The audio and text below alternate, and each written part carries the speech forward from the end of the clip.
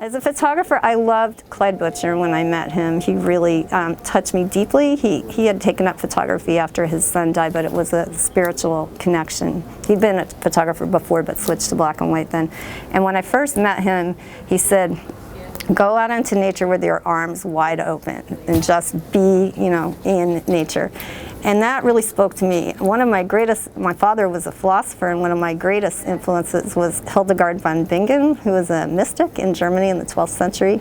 And she really believed in the greening power of all things. She thought the divine was in the natural world, and she believed everything was interconnected. So I also love physics for that.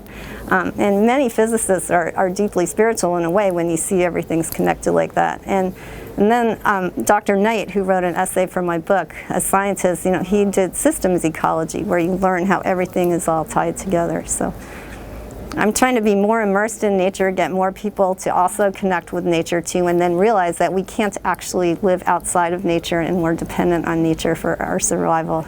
I like Richard Mizrak, and I also like Edward Burtynsky. That's it. I finally came up with that. I love Edward Burtynsky's work, like from the airplane and all over these. His work is fabulous, and I feel like sometimes that my work sort of is along that vein, and sometimes even the macro images I've done with like the different bacteria or with the tracks of the melting glaciers in Iceland or something. Some of the really macro stuff can also look like it's really large like that, and I enjoy that a lot. Yeah, when I was in Poland, I also went to study with Mark Misch, who is a biologist and photographer, and he photographs through the microscope and does extreme macro, and it was fascinating. It was so kind of him to invite me.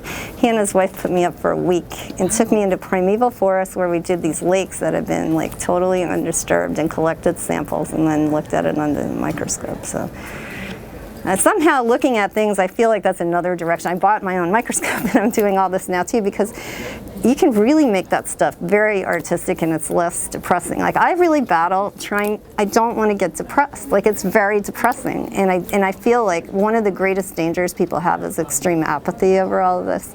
So if you get apathetic, you just give up and stop. So if you can try to look at it in ways that are still show the message, but are not, are at least artistic or give you some joy in doing it, it's helpful to keep going though. And the thing is, like all the Clean Water Acts and many of the things were put into place under Richard Nixon. I mean, it does not have to be this way. He made Big Cypress under his, this is like really important.